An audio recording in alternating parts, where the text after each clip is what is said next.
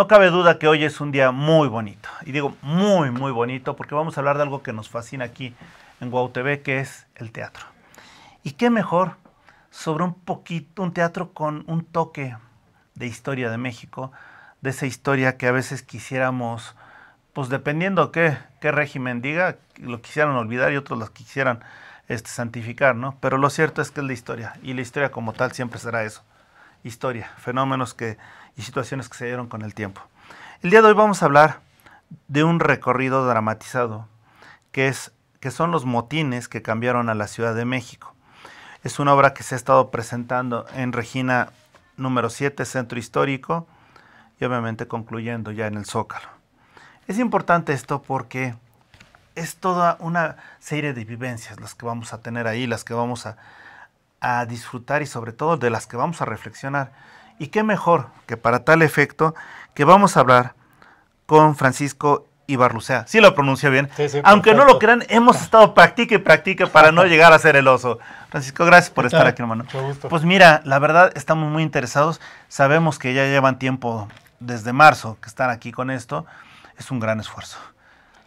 Sí, ha sido pues impresionante la respuesta del público. Iniciamos en pleno puente, esto nos afectó un poquito, pero ahorita en Semana Santa nos recuperamos bastante. Tenemos ya este fin de semana, 6 y 7, las últimas funciones, y es a la 1 de la tarde, previa reservación, en el antiguo convento de Regina, que es un convento súper bonito del siglo XVI, que actualmente es un asilo, también una parte del convento. Y otra parte es museo, que también lo estamos promocionando, ¿no? El Museo Concepción Beistegui, que tiene que ver con la investigación médica desde el siglo XIX. Es correcto. Además, perdóname, por la hora en que empiezan, el calor insoportable que debe de haber. Sí, bueno, a mí me toca ser el cronista, Fray Francisco de Aguilar.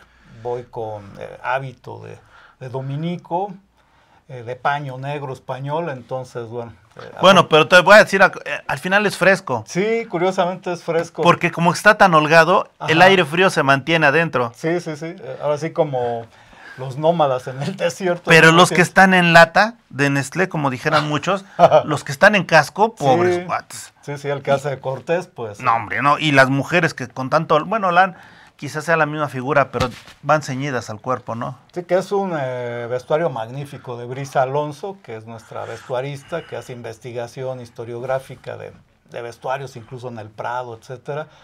Y bueno, con esto los materiales son bastante manejables y en calle, sobre todo, que andamos, ¿no? Porque es un recorrido que inicia en el convento y caminamos hacia el Zócalo.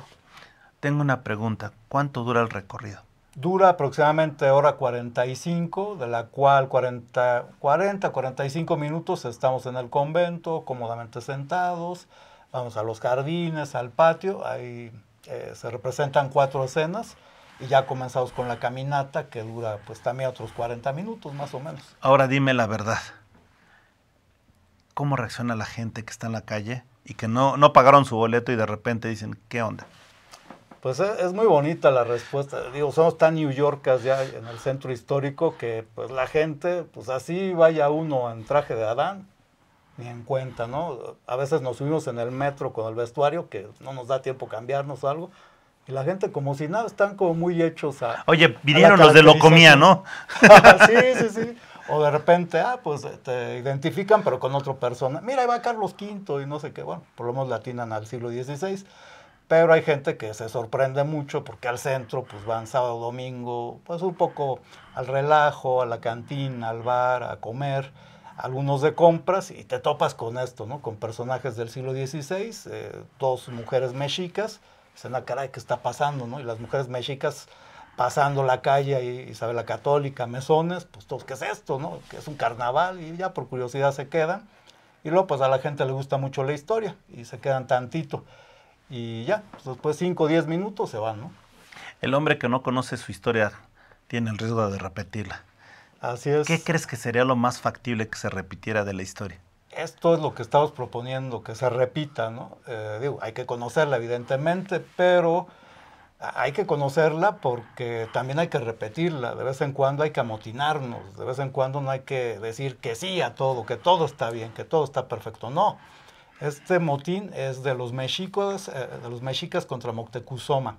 La segunda temporada será el de 1692, que se quema Palacio Virreinal y el Palacio del Ayuntamiento.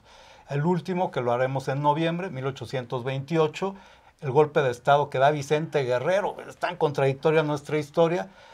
Fueron pues muchos años de independencia, más de 10 años de lucha para luchar contra la monarquía española. Y resulta que Iturbide, uno de los que la culmina, se vuelve el primer emperador mexicano. Y 7 años después, Vicente Guerrero da el primer golpe de Estado contra a uno de los primeros gobiernos, por lo que se quema el mercado más importante en su tiempo, que fue el mercado del Parián. Y bueno, entonces, sí, de vez en cuando tenemos que rebelarnos, tenemos que decir las cosas están mal y hay que protestar, no hay que quedarnos callados. Entonces hay que repetir la historia, pero también conocerla. Eso es lo que te iba a decir, porque la conoces a modo, ¿no? ¿Cuántas veces no hemos escuchado que hay figuras principales que hablan de la historia con el sesgo que le da el momento en que están? Claro. Y cuando empieza a manipular historia, dices, ah, caray. Sí, sí, pues cada periodo pues van a su conveniencia, adaptando la historia, acomodándola como mejor les parece. Pero bueno, esto es un resumen de Francisco Aguilar, un compañero, Alejandro Gallardo, y yo somos los que lo interpretamos, cuando uno no puede dar otro, y este personaje es muy interesante, es un aventurero, un hombre pues de dinero que llega de Extremadura, se va a Cuba, ve que Hernando Cortés está haciendo una expedición a México, donde ya habían habido 2, con Hernández de Córdoba y Juan de Grijalva. Dice, pues vámonos a la aventura. Vende todo, se van los barcos con Hernando Cortés. Así a la mina, de que también vende todo, como Francisco Javier Mina. Exactamente, con Francisco Javier Mina, que vendió todo para comprar un barco, ayudar a ese gran loco que fue Servando Teresa de Mier, que es un personajazo de la historia. Recomiendo mucho de Christopher Domínguez Michael, la biografía de Servando. Es un personaje magnífico, es de los más apasionantes de la historia. Y así, Francisco Aguilar vende todo, su hermano le presta dinero, llega aquí a tierras mexicanas, participa en la matanza de Cholula, en la matanza del Templo Mayor, entra triunfal por la calzada de Iztapalapa, que es lo que representamos en Pino Suárez y República del Salvador, donde está el mosaico del supuesto encuentro entre Moctezuma y Hernando Cortés, porque fue más atrás, donde está el Metro Pino Suárez, en esa zona. Y él pues te narra, ¿no? Él con el tiempo pues se hace un comerciante muy próspero en la Nueva España. Después, por todas estas culpas que le da la conquista, todas las tropelías que cometieron, decide convertirse en fraile dominico. Y es cuando le dicen en el convento, pues escribe la historia. Tú estuviste ahí presente cuando matan a Moctezuma, estuviste presente en Cholula, estuviste presente en el Templo Mayor, nárranos tu vida. Y así es que imprime, él llega a los 90 años de edad y en el convento escribe este libro que es La breve historia de la Nueva España, que es el libro, Pedro Moya de Contreras, un arzobispo, inquisidor, virrey, casi le faltó ser portero de la selección, tuvo todos los puestos. Pedro Moya se lo regala al rey de España, queda en el Escorial abandonado, y en el siglo XIX Francisco del Paso y Troncoso, el padre de Francisco el Paso, Fernando el Paso, rescata el libro, lo imprime y esta es la historia realmente verdadera de la conquista de la Nueva España, no la de Bernal Díaz del Castillo, que es no tan objetiva, ¿no?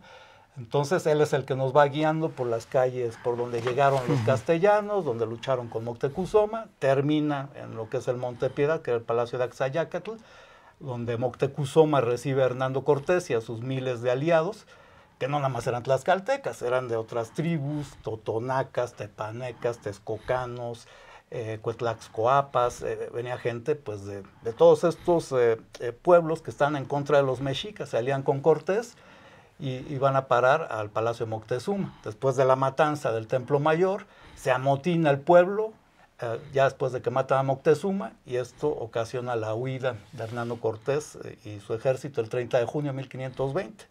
La llamada Noche Triste. Vamos a hacer un pequeño paréntesis y tú conoces la historia. Durante este sexenio, si algo se ha tratado de decir es que los españoles han sido los malos, ¿no? que también es cuestionable porque no existían como tal los españoles. No, no existía ni España ni México. Por eso, digo, entonces como tal es, exacto, bastante cuestionable esas aseveraciones y quizá nada más lo que podríamos tener como el común denominador es el Reino de Castilla, ¿no? Así es. Y aquí en México pues estaremos hablando de ciertos poblados, no llegaron para muchos a civilizaciones, etcétera, pero lo cierto, pensar que alguien abusó, ¿es lógico? ¿O es Pues sesgar la historia? bueno, lo que tratamos en esta obra es, pues es un hecho histórico, no es que fue malo Cortés, fue villano, fue cobarde, fue ruin, fue salvaje, fue honorable, fue un gran político, fue un gran negociador. Moctezuma le decían, deja de ser la mujer de Hernando, compórtate como hombre, gobierna. El pueblo decía, pues ¿qué es esto? Llegan los tlaxcaltecas con su vestimenta de gala de guerra y los alojan en el palacio de Moctezuma y obedecían a los castellanos. Pero Moctezuma, sus emisarios le habían dicho, llegaron en unos barcos, llegaron con unas bestias que quién sabe qué sean, como venados. Llegan con unos perros que son salvajes y se comen a la gente, porque usaban los perros como ataque, los castellanos. Llegan con armamento que brama, que vomita fuego. Acaban con todo. Pues Moctezuma, pues ¿qué hago? ¿Para qué lucho? Decide no luchar, entregarse, y hay crónicas del mismo Francisco de Aguilar que él da su veredicto ante Hernando Cortés, pues nos entregamos. Vamos a ser súbditos de este rey de España, que es un teúl, que es Quetzalcóatl. Nos entregamos, vamos a ser súbditos y vamos a pagar tributo, con tal de que no se derramara sangre, pero era imposible. Entonces, pues es sesgadísima la historia, es un momento que se da un encontronazo, ahí en esta calzada México-Iztapalapan, que es Pino Suárez y República El Salvador, pues consideramos que no solo es una de las calzadas más antiguas de América, como Tlacopan, Tacuba, que es la más antigua y será nombrada Patrimonio de la Humanidad en fechas próximas, pero la calzada México-Iztapalapan es donde se encuentran estas dos culturas que están en decadencia. Si los castellanos no encuentran esta riqueza, hubieran quebrado. Los reyes de España habían expulsado a los judíos, a quienes financiaban sus guerras, estaban perdidos, endeudados. Eureka, se topan con un lugar donde había muchos minerales, muchas riquezas, y Moctezuma estaba en decadencia. Era un imperio en decadencia. Muchos historiadores concuerdan es que si hubieran llegado 3, 4, 5 años después, el encuentro hubiera sido con los tarascos, con los purépechas, y no hubiera sido tan fácil. Los mexicas están en decadencia, se da este encuentro y fue, entre comillas, afortunado, ¿no? Pero bueno, las conquistas militares siempre son sangrientas, viles, ruines, terribles, ¿no? En las cartas de relación, en las obras que se crearon con los triunfadores, Bernal Díaz del Castillo, etcétera, es válido a veces entender ese pensamiento de la conquista. Pero cuando ves una visión de Miguel León Portilla, la visión de los vencidos, de repente dices, ¿qué pasó? Sí. ¿Aquí qué pasó, no? Sí, que incluso enfatiza mucho el maestro León Portilla, pues este gran momento que está viendo Moctezuma, pero no puede hacer nada. Y entonces las jornadas anteriores, las supuestas premoniciones, que el águila en volanda se lleva a Moctezuma para que vea la destrucción, que nacen niños hablando, cigüeñas que dicen pues todo esto que va a desaparecer, esta mujer que llora, la mujer serpiente, hay mis hijos, ¿qué será de ellos? ¿Quién los salvará de la destrucción? Todo esto son invenciones de los vencedores, ni eran tan supersticiosos, sí, pasó el cometa Halley en 1519, pero el resto son invenciones de los castellanos para justificar la fuerza. Patrick Johansson, un gran antropólogo, es un gran historiador, quien ha hecho estas investigaciones, que es la versión de los vencedores también. Y bueno, León Portilla pues nos habla con toda esta crudeza de cómo los muros estaban llenos de los sesos de los niños, de los ancianos, de las mujeres, destruían todo, violaban a las mujeres, teñidos los canales, las acequias, los acalotes de sangre, de vísceras, de piernas, de cabezas de caballo. Los zompantlis eran poblados por las cabezas de los castellanos y de los caballos, ¿no? Como diciendo, pues no son teúles, no son dioses, no son invencibles, y aquí están, ¿no? En nuestro güey zompantli. Entonces, Pues es un absorber una cultura a la otra, que es algo que se da en pocos momentos de la historia en el mundo, pero que da una gran riqueza y es pues la manera en que nace México, ¿no? Esta manera tan sangrienta, tan terrible, o los hijos de la chingada, como decía Octavio Paz, ¿no? Oye, una preguntota. ¿Hay alguna influencia de la literatura indígena, el Popol Vuh, etcétera, dentro de este recorrido? Sí, claro. Tenemos, pues más que de los mayas, tenemos uno de los primeros pasajes que es muy bonito, que tiene que ver con la tira de la peregrinación, de cómo van llegando desde el noroccidente de lo que hoy es México, cómo van fundando pequeñas aldeas, cómo está Copil, Huitzilopochtli, Coyolxauhqui, los Ensohuiznahuac, cómo resurge Copil, que había sido asesinado por Huitzilopochtli, renace en un tunar, renace en una nopalera, y los nopales o los frutos pues eran el corazón de Copil, ahí donde un águila galana estaba devorando a un pájaro galano, no una serpiente, ahí es donde se establecerían en el ombligo de la luna, en Mexico, en Tenochtitlan, el lugar donde abundan las nopaleras, se funda esta ciudad en un eclipse el 13 de marzo de 1325, que esta es la parte más importante de este proyecto, Motines que cambiaron la Ciudad de México. Son los 700 años de la fundación de México-Tenochtitlan, que será el próximo año, en marzo, según algunos autores, el 21 de abril, según otras versiones, que es cuando se da este eclipse que cubre completamente de blanco la cuenca de México, Jaltocán, Zumpango, Chalco, Xochimilco y Texcuco, las garzas blancas, las ranas blancas, y ahí, en un islote blanco, resurge esta águila. Esto lo reproducen dos actrices magníficas, Michelle Rogel, Aleli Abrego. Después también hay un diálogo muy interesante que se da en 1524 entre los sacerdotes mexicas y los frailes, los primeros evangelizadores franciscanos, que dicen, bueno, sí, el Papa, bueno, sí, el rey de España, te tenemos que pagar tributos, porque nosotros también somos grandes, también tenemos cultura, nos estás llevando a hacer todo por la mala, pues no te vamos a obedecer tan fácilmente. Nos quieres decir que hay un solo Dios, que dejemos de creer en nuestras energías, en nuestras deidades, para creer en este crucificado, en este hombre que murió, a fin de cuentas. Sí, resucitó, pero murió. Entonces, este encuentro que está en 1524 es un diálogo magnífico, ¿no? No, y además, fíjate que tú dices, el hombre que murió, pero si nos vamos a lo crudo que puede ser, es que los dioses aztecas no morían. Y aquí este dios sí muere. Y cada día renacía. Exacto, de repente dice, oye, espérame, ¿de qué se trata, no? Sí, que esto hay un renglón muy interesante en este cuento tan famoso de Carlos Fuentes, que es el Chacmol, que él compraba artesanías, piezas arqueológicas, y con un amigo discutían esto, ¿no? Pues ¿cómo? Pues tenemos a alguien ¿cómo? Pues sí, ¿cómo vas a creer en alguien que murió? Bueno, sí, resucita, ok, pero los nuestros no mueren. Estos viven por siempre y cada día es la lucha entre la Tlalchinol, la vida, la muerte, la fertilidad, la muerte, lo masculino, lo femenino, Huitzilopochtli, Tlaloc, la lluvia, el fuego, que esto es el símbolo de la guerra sagrada. Es el águila que no está devorando una serpiente. Con el billete de 50 nuevo, ahí vemos que es el Atlalchinol y la serpiente, el agua y el fuego. Oye, una pregunta. En tu labor de orador, en tu labor de que les vas siguiendo todo, tú lo llamas como cronista. Habrá quien lo diga narrador, locutor, dependiendo. Pero lo cierto es que tienen una labor un tanto parecida. Tú ahorita mencionabas al maestro Carlos Fuentes, y yo recuerdo la obra del Espejo Enterrado, que después hizo, si no mal recuerdo, una serie de videos para sí, claro, la obra audiovisual. Uh-huh. En ese sentido, ¿cómo es tu forma de llevar a cabo la versión, la divulgación, la explicación de lo que estás viendo o de lo que quieres que veamos nosotros? ¿En qué poner énfasis? ¿En qué? ¿Cómo los llevas?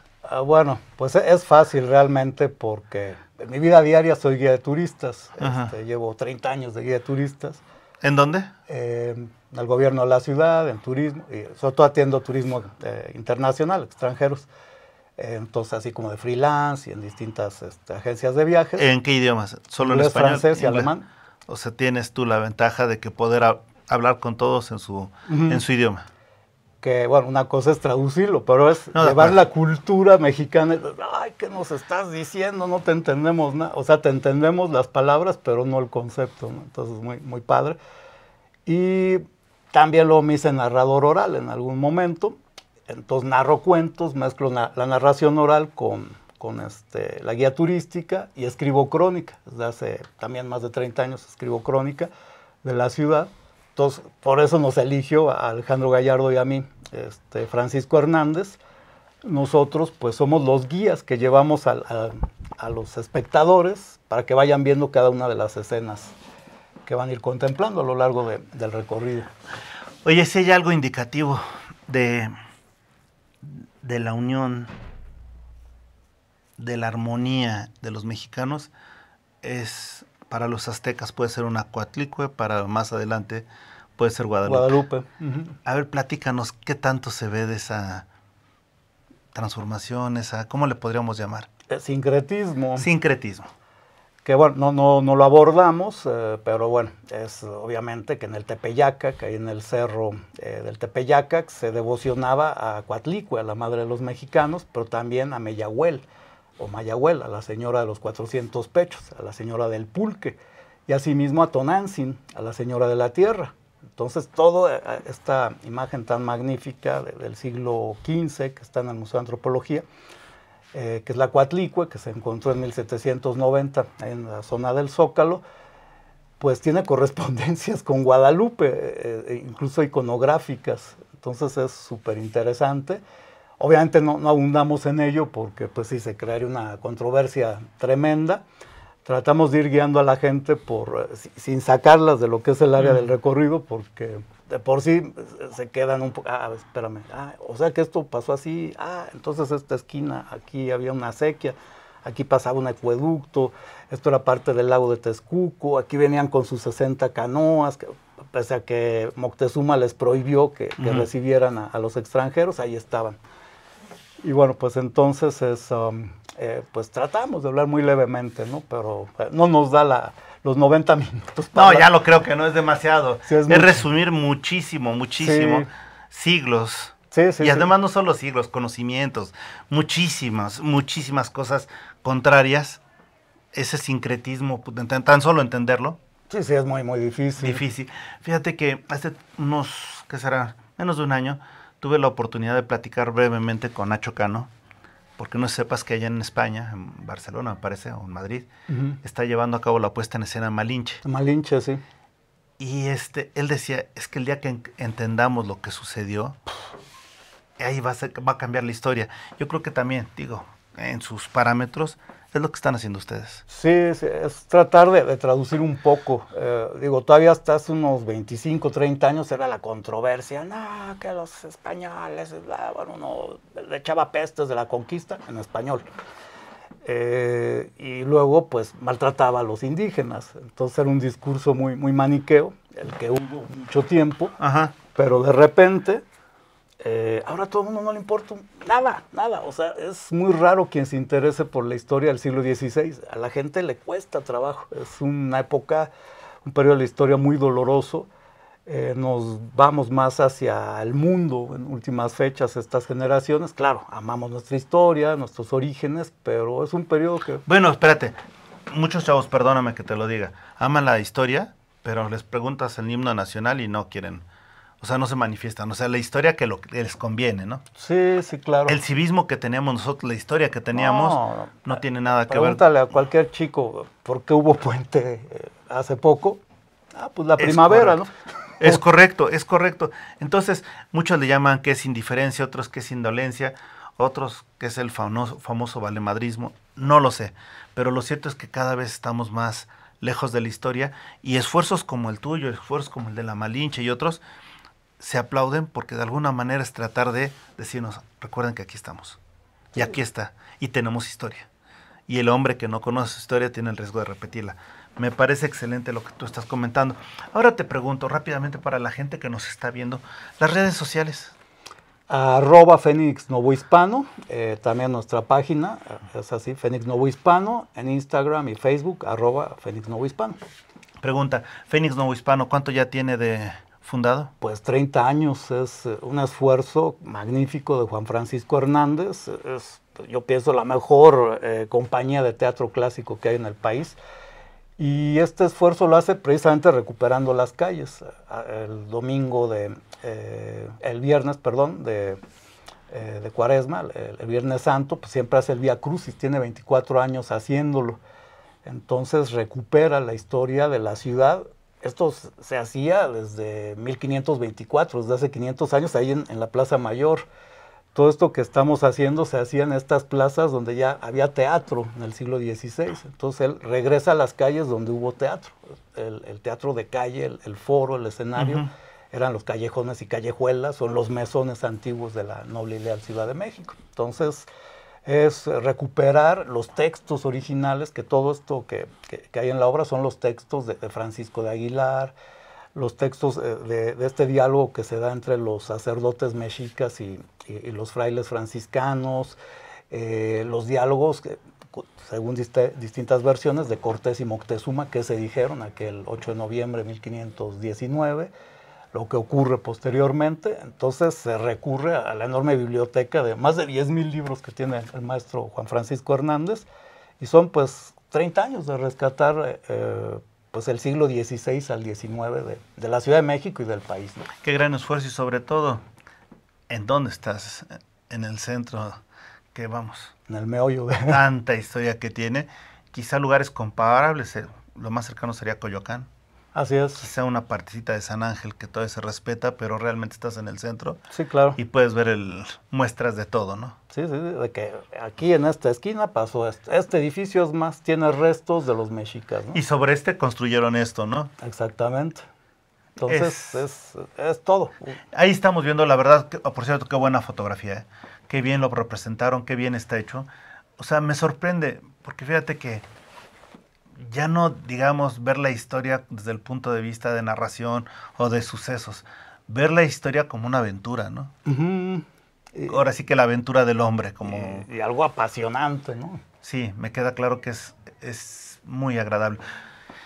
Público sugerido. Para todo público, incluso niños, está recomendado. Y sí, obviamente la gente mayor de 45, 50 la disfrutan muchísimo. Nos están llegando muchos jóvenes, que es algo que, híjole, es padrísimo. Perdón, rápidamente, ¿ahí estás mordiéndola? Sí, mejor muérdela, porque pues, ahí todos van contra el fraile. Ahí ya está mezclado todos los motines, son las personajes del siglo XVII. Yo soy el fraile del siglo XVI. Ahí está Vicente Guerrero, que me está acuchillando. Hernando, todos contra el fraile, ¿no? Todos contra la iglesia. Yo iba a decir, pensé, todos contra el fraude. Dije, no es fraile. También. Que de hecho hay un discurso que escribe en su dramaturgia Juan Francisco Hernández. Es un pasaje que es la maldición de Moctezuma. Que dice, bueno, me hicieron esto, me traicionaron. Ok, está bien. Todo esto que me están haciendo, soy prisionero en mi propia casa, me van a matar. Y les lanza la maldición a todos, ¿no? Esta es la maldición porque no va a haber un gobierno de aquí para el Real. Nunca se van a poner de acuerdo, nunca va a haber democracia. No se les suelta una maldición. Está un amigo que es el que le dice, oye, no, quítame esa maldición, ¿no? Ya suficiente tenemos con todo lo que nos ha sucedido en la historia y todo. No, pues es lo que aquí está pasando, ¿no? La maldición de los gobiernos. Entonces, parte de estos motines, que siempre hay un motín como, a ver, espérate, la cosa va por otro lado, ¿no? No, me parece, reitero, interesantísimo lo que estás comentando. Ahora, pregunta nada más dentro de todo esto. A ti, al elenco, cuando lo están platicando, de alguna manera, ¿tiene algún reto para ustedes llegar a la gente y que la gente le entienda, darse a entender, darse a comprender? ¿Es parte de un reto? ¿Es parte de una actividad? ¿Es parte de una ilusión? ¿O nada más es una mera actuación? No, pues todos somos actores y narradores de calle, estamos acostumbrados a esto, lo que pasa el de los tamales, el claxon, la marcha, la manifestación. Hemos tenido que cambiar lugares en plena representación, o que de repente hay concierto y que Julieta Venegas, no sé qué, bueno, hay que cambiarlo todo, la ruta.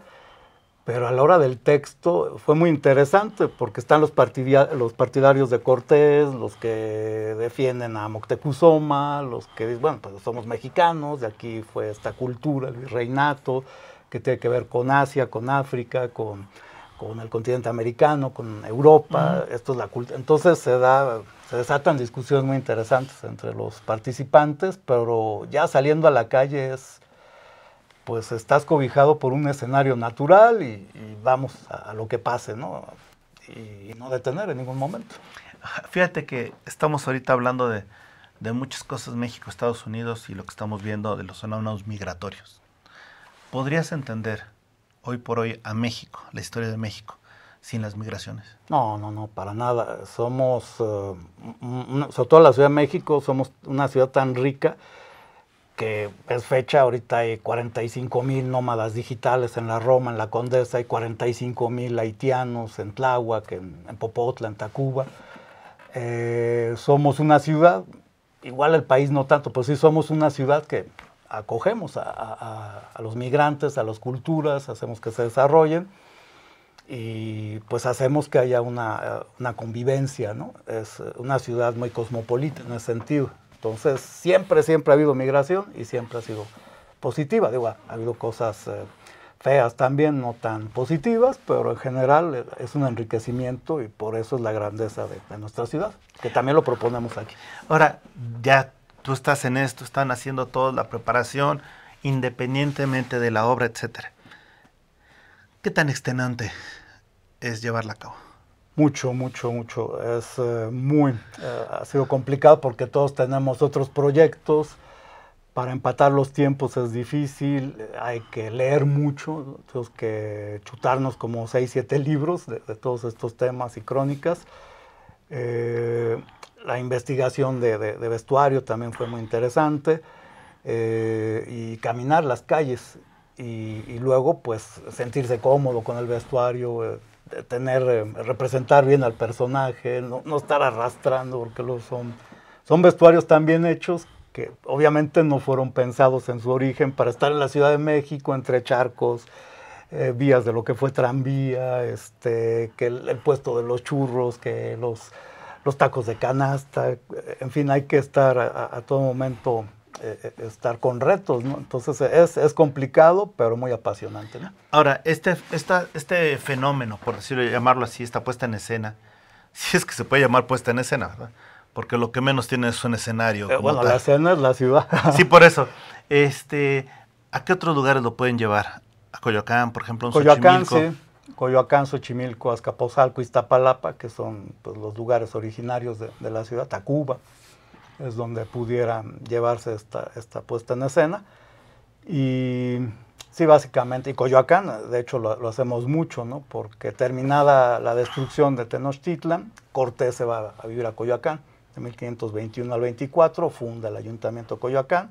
Ahí es donde asesina a la Marcaida, a su esposa, a Catalina Juárez, a su esposa, la asesina en abril de 1524, o sea, hace 500 años. Y ahí pues hay muchísimo que hablar de la primera fase de la conquista. Hasta que alguien le dice, oye, pues todo el poder económico, político, social de Tenochtitlan pues, está aquí, no te vayas a Coyoacán, regrésate a la urbe, a la metrópolis. Entonces sí, son lugares muy aptos para hacerlo. Azcapotzalco, Iztapalapa, incluso Churubusco un poco, Coyoacán y Xochimilco, sobre todo por ver la conformación de esta ciudad lacustre. De lo que has visto, de lo que te ha tocado ver como guía, ¿cuál ha sido, de alguna manera, el gobierno que más ha apoyado este tipo de representaciones? Fíjate, el de Ebrard, apoyó muchísimo a Ebrard. En su tiempo Cuauhtémoc Cárdenas y ya. Sí, o sea, el que más, donde floreció más la cultura, el arte, fue con Ebrard. A nivel, digamos, CDMX, ¿no? Y bueno, del 2000 al 2012, realmente a nivel federal no hubo mucho apoyo. Y bueno, así ha estado la cosa. Se oye muy interesante, te reitero, porque es algo que no vemos, que ojalá que los estudiantes en las escuelas secundarias, preparatorias, creo que son los que más estarían abocados a ir a ver este tipo de espectáculos. Las universidades ya es un tanto más difícil porque son muy especializadas. Las primarias creo que no tienen a veces la visión de entender esa crudeza, esa historia dura y ruda que vivimos, ¿no? Pero yo creo que los más adecuados serían secundaria, prepa, etcétera. Me parece bien lo que están haciendo. Felicidades a todos. Háblanos un poquito del elenco. Claro que sí está la magnífica Michelle Rogel, que es una actriz. Si quieres poner, por favor, tantito el formato, el póster en grande para que nos vaya diciendo. Vemos a dos señoritas, ahorita que está en la presentación. Está Michelle Rogel, que es a la que estás mordiendo. Ah, es a la que estoy mordiendo. Mira, ahí está. Es la que está del lado izquierdo o derecho de sus pantallas hacia la orilla. Ajá. Ella es Michelle Rogel, que bueno, ha hecho mucho teatro, investigación teatral, es muy buena dramaturga. Ella pues interpreta en este motín al sol, el sol del eclipse. Uh-huh. Bueno, ahí está pues Fray Francisco de Aguilar, que lo interpreto yo, lo interpreta también Alejandro Gallardo, otro compañero que también es narrador oral. Ahí tenemos a Ulises Mendoza, que es también... ¿Al centro? Al centro, ahí con el la espada. puñal. Bueno, tienes razón, espada. Que está ahí tratando de asesinarme. Afortunadamente no logró esto. Ahí representa a Vicente Guerrero, representa ya el tercer motín. Es también un muy gran actor, Ulises Mendoza. Ahí tenemos a Lelí Abrego, que también es una actriz muy especializada en teatro clásico, sobre todo. Sus puestas en escena de Sor Juana han sido magníficas, también con el Fénix Novohispano. Tenemos a Francisco Arroyo, que hace Cortés, y es uno de los frailes que se entrevistan con los sacerdotes mexicas en 1524. Ahí representa a Hernando Cortés. Falta por ahí Alejandro Cancino, que hace un magnífico Cuitláhuac, un joven muy dinámico, muy buen actor. Y también pues nos falta por ahí también otra actriz, Jessica Gámez, que también es una espléndida bailarina. Ella también apoya en la luna, representando a la luna en esta cuestión del eclipse. Y bueno, somos el equipo, obviamente dirigidos por Juan Francisco Hernández Ramos, Eliu Pérez, que es el encargado del camerino, y Brisa Alonso, que es la vestuarista. Si habláramos de lo turbio de los disturbios, es decir, lo que hay oculto en cada motín, ¿qué predominaría más? La traición. Sí, es correcto. La traición, y sobre todo los que vamos en contra de, y a la mejor, oye, ¿sabes qué? Van en contra de ti, atácalos, no, va a ser tal día, tal hora, y tómalos, ¿no? Pues son los que echan a perder todo, pero que inicialmente son los que están en contra. Bueno, pues es lo turbio, ¿no? Los traidores, que en este caso ya sería un poco complejo y muy controversial hablar que las naciones que eran sojuzgadas por los mexicas eran traidores, porque volvemos a lo mismo, no era una nación, era una ciudad-estado que gobernaba a todos estos. Pero también, o sea, si habláramos de traidor, al final el enemigo de mi enemigo es mi amigo. Entonces, de repente dices, espérate. Y aprovecharon pleitesías, cacicazgos y hasta nuestros días, ¿no? Entonces... Coincido. Y lo vemos incluso, después se transformaron y se crearon partidos políticos, ¿no? Sí, con cacicazgos, con familiares. En la cultura, en la ciencia. Y con traiciones. Sí, definitivamente. Y siempre hay rebelión. Y si algo tenemos los chilangos, nunca estamos de acuerdo, de todo nos quejamos, pero siempre vamos por un camino óptimo para abrir mundo, rebelarnos y crear caminos, ¿no? ¿Te ha tocado en estas representaciones que ya en un momento sea tal el contenido de que la gente se ponga violenta por sus convicciones? Sí, cómo no. Precisamente aquí en Motines, en alguna de las funciones, oye, no, espérate, es que tú estás manejando, bueno, pues, o sea, no te dirijas como que soy del siglo XXI, pues yo soy y esto es lo que pensaba. No, pero es que eso está mal porque Cortés fue esto y Cortés lo otro, y Moctezuma realmente sí fue un gobernante muy bueno. Entonces, pues, bueno, sí, si quiere, terminando, hacemos una mesa redonda, pero ahorita no. Pero sí, claro, la gente tiene sus posturas y su manera de pensar, y es muy interesante. Entonces este va a ser el más polémico de todos. Fíjate que nada más pensando un poquito en esto, el hecho a veces de novelar, porque también tiene un poco de novela, ¿no? Novelar la historia, llega a que, pues de alguna manera dices, es más ficción que historia, ¿no? Yo recuerdo mucho cuando fue el Apocalipto de Mel Gibson, que tomó partes de la historia, bueno, partes que quiso hacer de la historia con ciertas cosas y decían, oye, espérate, lo que estás dando es una novela de ciencia ficción. ¿Qué tan difícil es para ustedes no perderse, que la realidad no se pierda en la ficción? Pues sobre todo es que no te invada tu postura. Por eso como que nos vació el director. A ver, ¿qué es lo que piensan? Polemicen. Ok, ya. Sobre la mesa quedó su postura, pero tú, aunque defiendas o seas españolista o tú mexica, espérate, aquí tienes que ser como debe de ser. No te desvíes, ¿no? Porque si no, exageras o te encaminas hacia... ¡Te pierdes! Y de repente ya no es el personaje, ya eres tú con tu postura sobre el personaje, entonces no eso no ganan está bien. más las pasiones que las razones. Así es siempre, desafortunadamente. Y cuando estás en eso es chispas.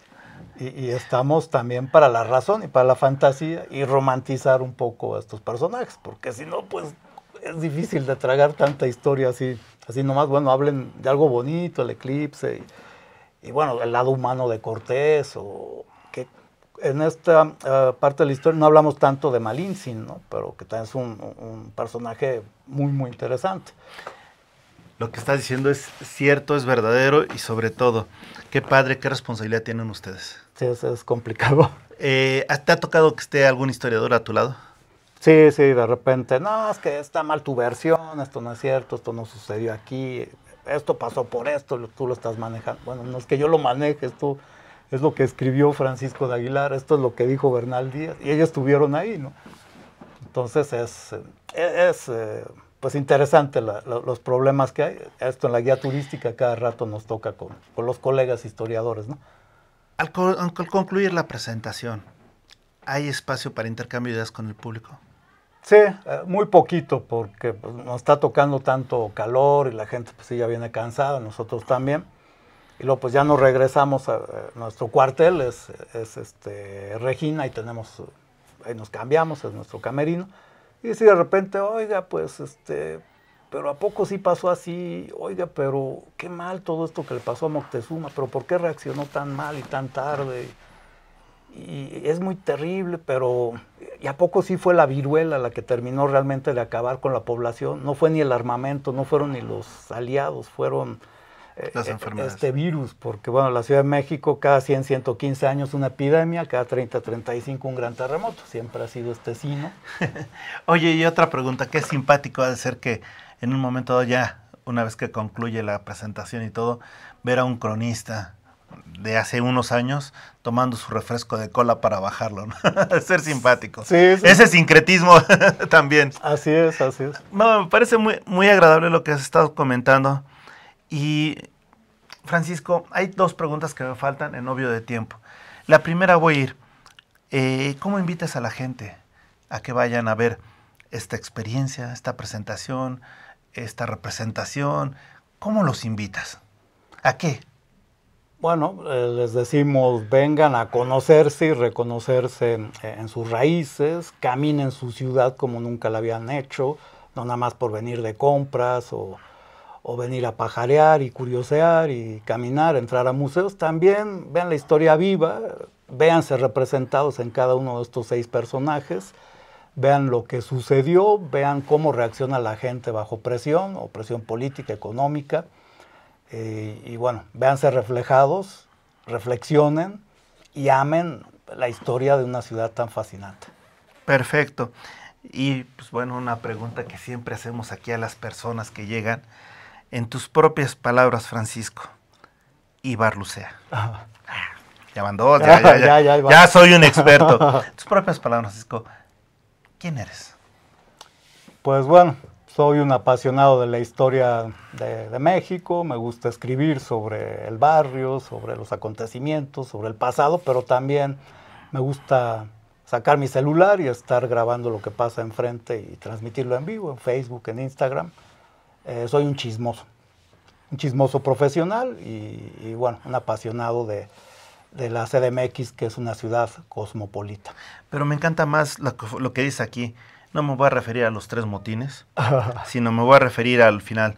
Una experiencia única que te transportará al pasado tumultuoso. Perdón, en algún momento... de la Ciudad de México, de nuestra amada Ciudad de México.